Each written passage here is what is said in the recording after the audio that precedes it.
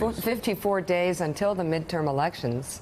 3 new national polls give Democrats a double-digit advantage in the vote for Congress. Oh, never mind. I'm sorry. Willie, I got that one wrong. What will really happen, That was a guys? bad read. You would think I would have figured this one out. Well, the latest Holy Quinnipiac cow, University I was poll wrong. shows Democrats 14 points ahead of the Republicans on the generic ballot.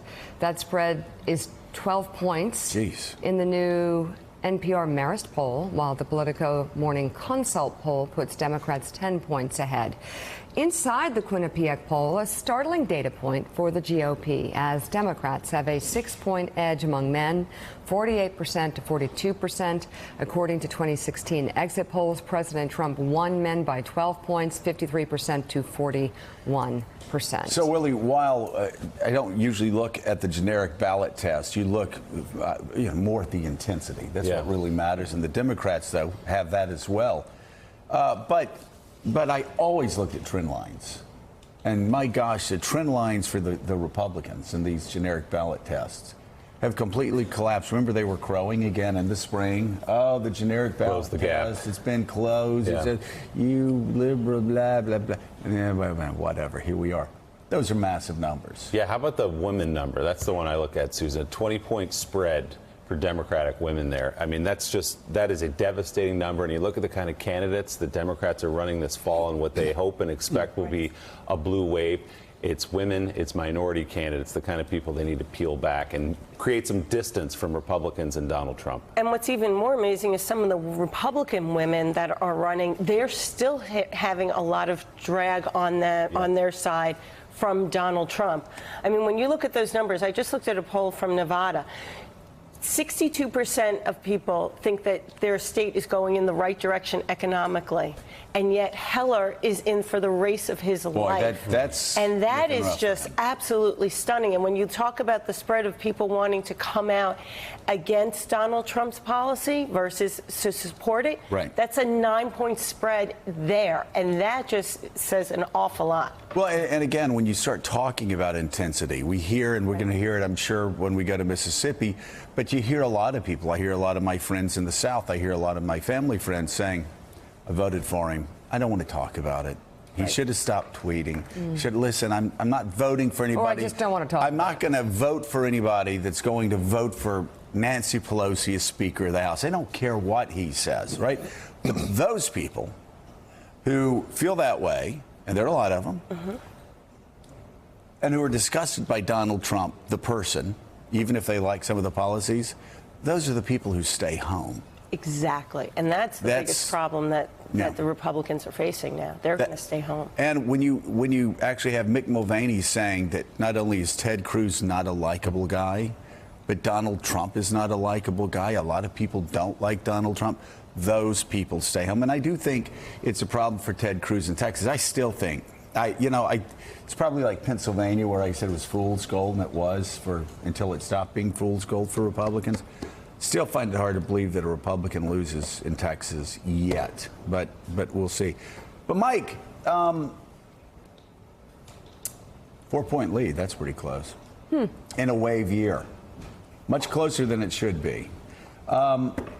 So, Mike, I don't like to talk about baseball, but I did look at the calendar last night when Red Sox got over 100 games, and I immediately said, oh my gosh, how are we going to collapse after winning 100 games? And then I looked at the calendar, it's like the middle of September. Yeah. So you know what, I will say, it may be over, right? Yeah, but you have classic Red Sox disease. You're at that point now. Last night, texting me, fine, it's the middle of September. We're all set. We have a 10-game lead. But you immediately jump to October. But we're screwed in October. And I did text him that. We don't have a rotation. This was fun while it lasted. Yeah, we may win 112 games, but we're going to lose in 4. The A's are going to sweep us. The A's are going to sweep us. But the calendar crowds out the possibility of the Red Sox choking.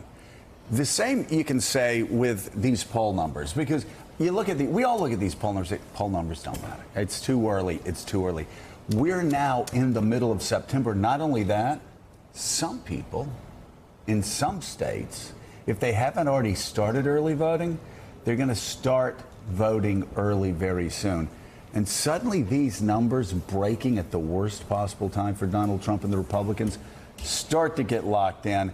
And we have to stop being so smug and cynical and saying, oh, these numbers don't matter. Let the people vote. Well, some of the people are going to start voting. You know, there's an amazing... Did you like that, Willie? There's an amazing theme, a connective tissue between what we were just talking about, the Red Sox 10-game lead, and the poll numbers that we're looking at. And the tissue connection is people want to know, to candidates and to a baseball team, can you do your job? And I think that's one of the underpinnings of Trump's failure to really pick up more energy in the polls, given the economy, as Susan just pointed out, than he has. And the Beto O'Rourke campaign is really instructive, I think, nationally.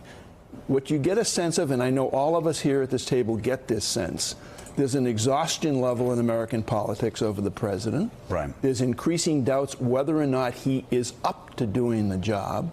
And if you watch the Beto O'Rourke campaign and you listen to what he says out in the stump, and he's out on the stump 20 hours a day throughout the biggest, largest state in the union, he is basically...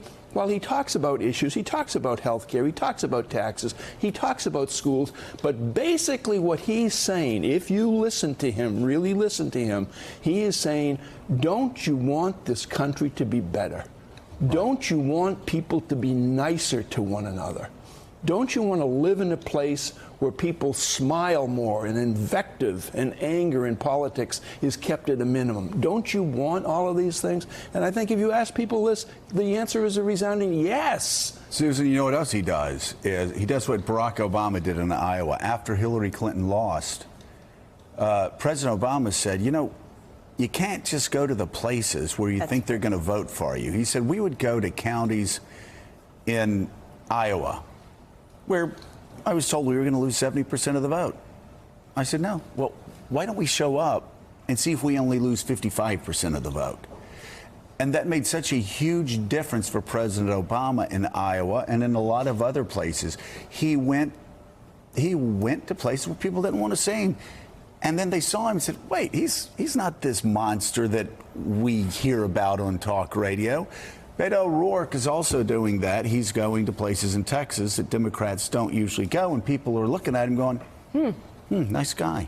Well, and that's what's interesting. When you look deeper into some of these polls besides the horse race, pollsters, you know, we look for information like how do we go get votes, and they're seeing a lot more places that they, like O'Rourke, can go get votes than Republicans are. Republicans are going to only rely on trying to turn out their base, whereas O'Rourke and others, like you said, they're showing up and they're finding little ways to bring more and more people in. It may not go blue this year, but I think you're right, Joe, and down the road it certainly could. Yeah. And the other thing that you just touched on is if you have a consistent theme as a party, right, and every candidate in your party, the Republican Party I'm speaking of, and your consistent theme is rooted in fear, eventually that's going to turn people off when they bump into a Beto O'Rourke, just as you said. That's people are smart. They figure it out. Well, still ahead on Morning Joe, we're going to dig deeper into new polling on a series of tight races around the country, from Texas to Tennessee. Plus, he's been in Congress for 3 terms and just won a months-long primary battle. But Ron DeSantis still needs some time to flesh out his policy positions for Florida. In the words of George Bush, interesting. It's hard. It's hard. Yeah. It's hard. Okay. It's hard. And warning. Wait, can I ask you this? How can you, Willie, how can you serve in Congress for 3 terms and then win the Republican nomination and still don't know what you believe in?